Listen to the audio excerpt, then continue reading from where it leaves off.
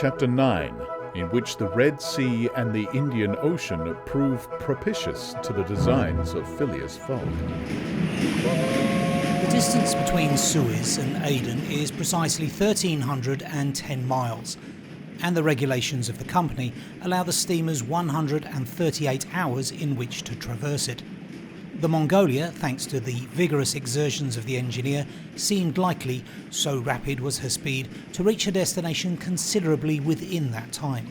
The greater part of the passengers from Brindisi were bound for India, some for Bombay, others for Calcutta by the way of Bombay, the nearest route thither now that a railway crosses the Indian peninsula. Among the passengers was a number of officials and military officers of various grades, the latter being either attached to the regular British forces or commanding the sepoy troops, and receiving high salaries ever since the central government has assumed the powers of the East India Company. For the sub-lieutenants get £280, brigadiers £2,400 and generals of divisions £4,000. What with the military men, a number of rich young Englishmen on their travels, and the hospitable efforts of the purser, the time passed quickly on the Mongolia. The best of fare was spread upon the cabin tables at breakfast, lunch, dinner and the 8 o'clock supper, and the ladies scrupulously changed their toilets twice a day, and the hours were whirled away, and the sea was tranquil with music, dancing and games. But the Red Sea is full of caprice, and often boisterous, like most long and narrow gulfs. When the wind came from the African or Asian coast, the Mongolia, with her long hull, rolled fearfully. Then the ladies speedily disappeared below. The pianos were silent, singing and dancing suddenly ceased. Yet the good ship ploughed straight on, unretarded by wind or wave, towards the straits of Bab el-Mandeb. What was Phileas Fogg doing all this time? It might be thought that, in his anxiety, he would be constantly watching the changes of the wind, the disorderly raging of the billows, every chance, in short, which might force the Mongolia to slacken her speed and thus interrupt his journey. But if he thought of these possibilities, he did not betray the fact by any outward sign. Always the same impassible member of the Reform Club, whom no incident could surprise, as unvarying as the ship's chronometers, and seldom having the curiosity even to go upon the deck, he passed through the memorable scenes of the Red Sea with cold indifference, did not care to recognise the historic towns and villages which, along its borders, raised their picturesque outlines against the sky, and betrayed no fear of the dangers of the Arabic Gulf, which the old historians always spoke of with horror, and upon which the ancient navigators never ventured without propitiating the gods by ample sacrifices. How did this eccentric personage pass his time on the Mongolia? He made his 4 hearty meals every day, regardless of the most persistent rolling and pitching on the part of the steamer, and he played whist indefatigably, for he had found partners as enthusiastic in the game as himself. A tax collector on the way to his post at Goa, the Reverend Decimus Smith returning to his parish at Bombay, and a Brigadier General of the English Army, who was about to rejoin his grade at Benares, made up the party and, with Mr. Fogg, played whist by the hour together in absorbing silence. As for Passepartout, he too had escaped seasickness and took his meals conscientiously in the forward cabin. He rather enjoyed the voyage, for he was well fed and well lodged, took a great interest in the scenes through which they were passing, and consoled himself with the delusion that his master's whim would end at Bombay. He was pleased, on the day after leaving Suez, to find on deck the obliging person with whom he had walked and chatted on the quays. "If I am not mistaken," said he, approaching this person with his most amiable smile, "you are the gentleman who so kindly volunteered to guide me at Suez." "Ah, I quite recognise you. You are the servant of the strange Englishman." "Just so, monsieur." "Fix." "Monsieur Fix," resumed Passepartout. "I am charmed to find you on board. Where are you bound?" "Like you, to Bombay." "Oh, that's capital. Have you made this trip before?" "Several times. I am one of the agents of the Peninsula Company." "Then you know India?" "Why, yes," replied Fix, who spoke cautiously. "A curious place, this India." "Oh, very curious. Mosques, minarets, temples, fakirs, pagodas, tigers, snakes, elephants. I hope you'll have ample time to see the sights.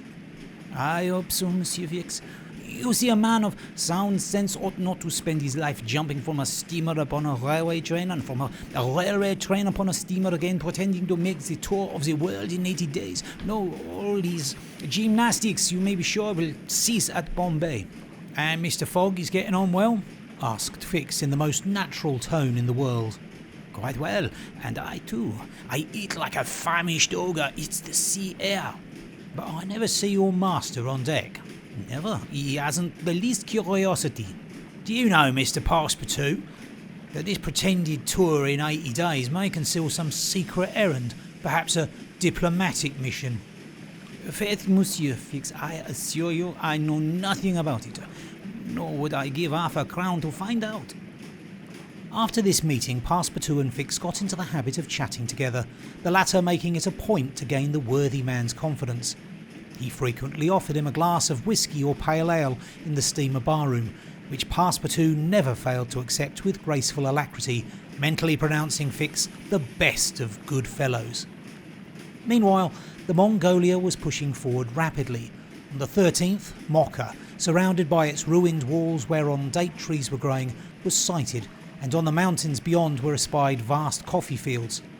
Passepartout was ravished to behold this celebrated place and thought that, with its circular walls and dismantled fort, it looked like an immense coffee cup and saucer. The following night they passed through the Strait of Bab el-Mandeb, which means in Arabic the Bridge of Tears, and the next day they put in at Steamer Point, northwest of Aden harbour, to take in coal. This matter of fuelling steamers is a serious one at such distances from the coal mines. It costs the Peninsula Company some £800,000 a year. In these distant seas, coal is worth £3 or £4 sterling a tonne.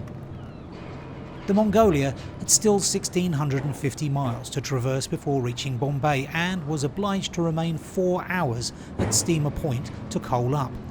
But this delay, as it was foreseen, did not affect Phileas Fogg's programme. Besides, the Mongolia, instead of reaching Aden on the morning of the 15th, when she was due, arrived there on the evening of the 14th, a gain of 15 hours. Mr. Fogg and his servant went ashore at Aden to have the passport again visaed. Fix, unobserved, followed them. The visa procured, Mr. Fogg returned on board to resume his former habits, while Passepartout, according to custom, sauntered about the mixed population of Somalis, Banyans, Parsis, Jews, Arabs and Europeans who comprise the 25,000 inhabitants of Aden. He gazed with wonder upon the fortifications which make this place the Gibraltar of the Indian Ocean, and the vast cisterns where the English engineers were still at work 2,000 years after the engineers of Solomon. Very curious, said Passepartout to himself on returning to the steamer. I see that it is by no means useless to travel if a man wants to see something new. At 6 p.m. the Mongolia slowly moved out of the roadstead and was soon once more on the Indian Ocean. She had 168 hours in which to reach Bombay, and the sea was favourable, the wind being in the northwest, and all sails aiding the engine. The steamer rolled but little, the ladies, in fresh toilets, reappeared on deck, and the singing and dancing were resumed. The trip was being accomplished most successfully, and Passepartout was enchanted with the congenial companion which chance had secured him in the person of the delightful Fix. On Sunday, October the 20th, towards noon, they came in sight of the Indian coast. 2 hours later, the pilot came on board. A range of hills lay against the sky in the horizon, and soon the rows of palms which adorn Bombay came distinctly into view. The steamer entered the road formed by the islands in the bay, and at 4:30 she hauled up at the quays of Bombay. Phileas Fogg was in the act of finishing the 33rd rubber of the voyage, and his partner and himself, having, by a bold stroke, captured all 13 of the tricks, concluded this fine campaign with a brilliant victory. The Mongolia was due at Bombay on the 22nd. She arrived on the 20th. This was a gain to Phileas Fogg of 2 days since his departure from London, and he calmly entered the fact in the itinerary in the column of gains.